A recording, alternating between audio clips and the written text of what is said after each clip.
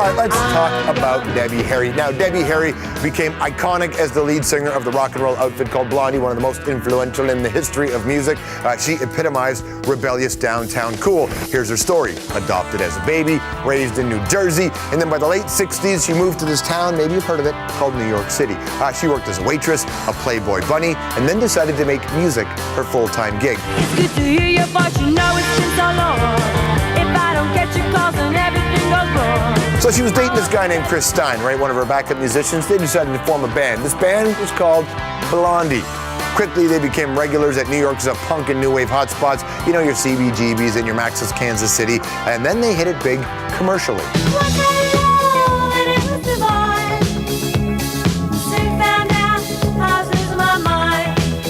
Blondie, always a trendsetter. In fact, their video for the song Rapture, one of the first ever played on MTV, it even had rap in it. And you don't stop, shoot a shot, go out to the parking lot and you get it. But by 1984, Blondie had broken up and Debbie went solo, also started acting, on the stage, Broadway with Andy Kaufman, and in films like David Cronenberg's Videodrome and John Waters' Hairspray.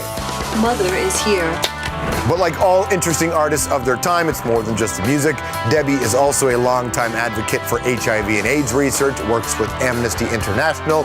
And then, by the late 1990s, there was a lot of demand. Hey, can we get Blondie back together again? Well, they reunited, released a couple of records, started touring again, and last year, inducted into the Rock and Roll Hall of Fame. Debbie is also releasing her 6th solo album. It's called Necessary Evil. There's the bio, here's the record, here's the woman, Ms. Deborah Harry.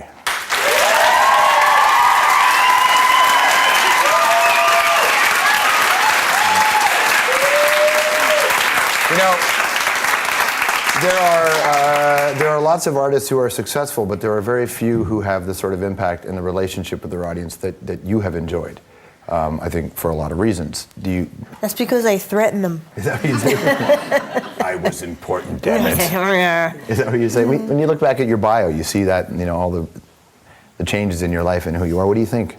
I don't know. I sort of, I'm looking ahead most of the time. I don't really dwell on the past that much. I mean, I sort of count my experiences, as support and learning and just sort of want to carry on. I feel like I'm writing better than I ever did before, and I think I'm enjoying it more, the performances, and, I don't know, I sort of want to keep on going. You're about to start a new tour as well, and when you go out on the road and you're standing on that stage and you're looking at the audience, are you drawing from past experiences, or is it always a new thing?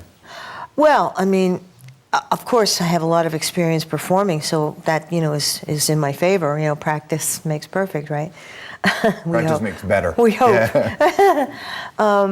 But, I mean, there are some really surprising moments, in performance that I think we all sort of live for, I mean, these are the surprises, and I had one recently where I was on tour with Blondie, and we finished up we had two dates left, and I lost my voice, and that doesn't really happen to me very often, and one show was in Amsterdam and one show was in Copenhagen, and I didn't know what to do because I couldn't cancel the shows, and I sort of, well, what am I going to do? So I made the audience sing. All the songs? Yeah.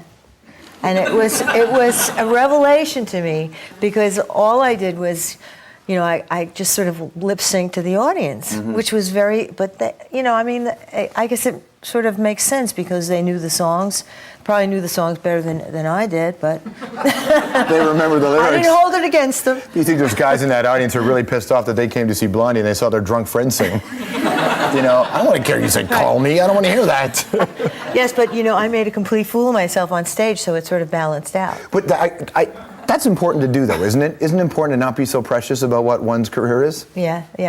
I think in a situation like that, you have to sort of just throw it out, and just sort of make everybody, feel good. And so I was just, very slapstick in a way, you know. And it actually was great. I had a great time. What do you do when you have a new record? You get Necessary Evil. If you lose your voice, they don't know the words yet. What do you do then? I have big cards. I wonder, how do you record differently? Do you record differently now than you would have 15 years ago, even 25 years ago? Yes, it's a lot different now. It's the digital age. You know, we have, you know, you barely have to do anything, really. It's Well, not. many artists don't. They take full advantage of that. Yeah. No, analog was painstakingly slow, and you know, you had to work very carefully, and editing was crucial, and you know, all of those things. Well, do you approach it the same way when you walk in to make a record, like psychologically? Oh, absolutely. I think you know, you want to do your best performance and your best writing, and you know, that kind of approach, and I don't know. It's sort of funny because the thing that I hated about recording analog was that it was not like the way the brain works. But digital is really much more like the way the brain works. Many more layers and all of that. Yeah, it's just sort of, this I can, you know, I can go. Analog was just so boring for me, you know, because I didn't really have anything to do except for that, you know, whatever hour or two that I would be singing. You know, all the rest of it was done by other people. The idea of being a solo artist before the Blondie reunion and being a solo artist after the Blondie reunion, is there a difference? You know, it might be too soon to say.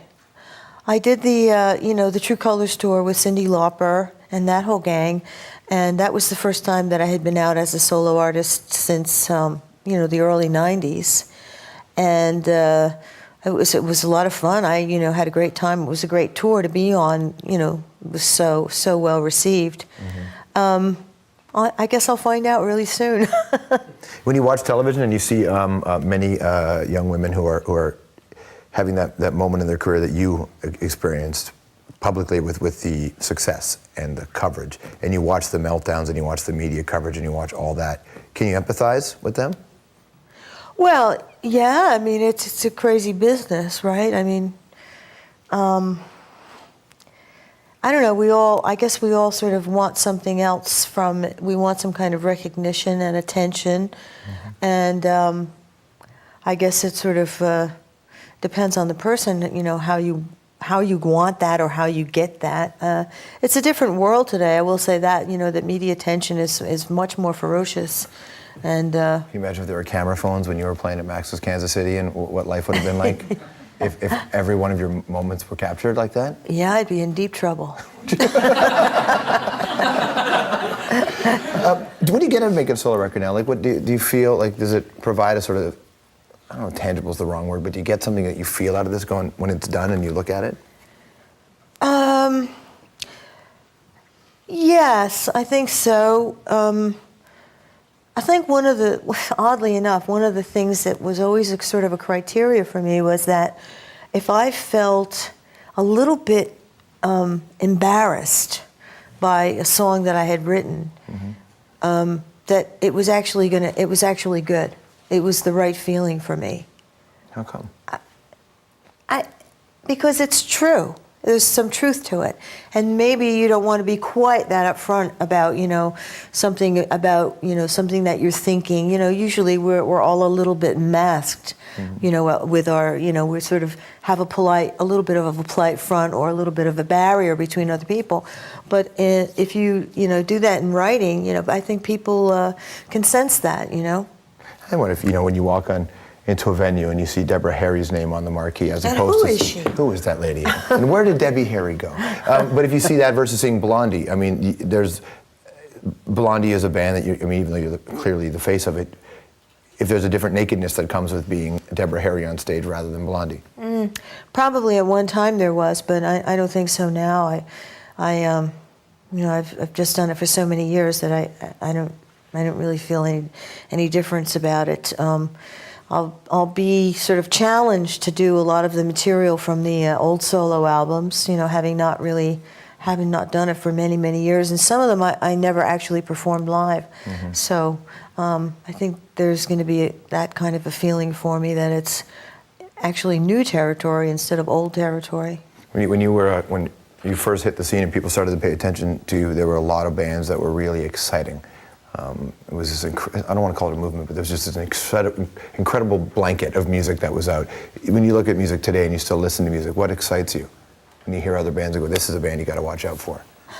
Oh, I don't know. I think I like to hear character, a sense of character.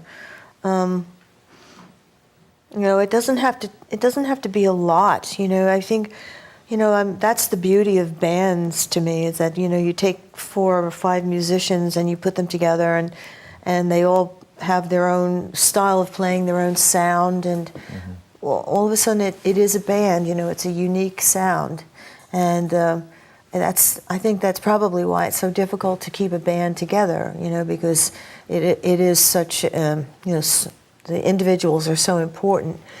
You know, to keep that together and to capture that sound is really quite something. So I don't know. That's sort of what I look for.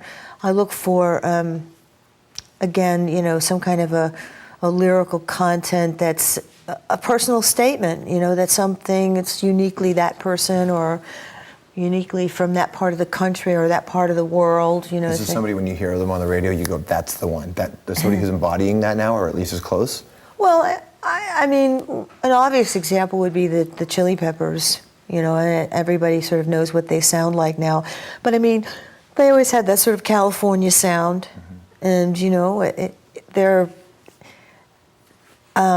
Great songwriters. Yeah, I mean, they just have their thing. That's their thing, right? And you just say, right, okay, that's the Chili Peppers as soon as they come on, you know. Cool. Thanks for coming in today. Oh, thanks for having Miss Deborah me. here. I'd shake your hands, but you got a cold, right? That's okay. I love it. I'll just tell everybody I got sick of you and making out. Necessary Evils in England. We're talking from Deborah Harry. That's why they come on the program, including this. Stick around, because after the break, we're going to show you this. This is a house made out of trees that have been programmed to grow into houses. That freaks me out. But the Hour's Hilary Doyle finds out if this is a good idea. Hello, I never heard of termites. Plus, you've been waiting for it, the winner of the Hour's Gemini contest. That's right, you get to go to Regina, but you really want the swag. We'll tell you who and how. It's all coming up on the Hour.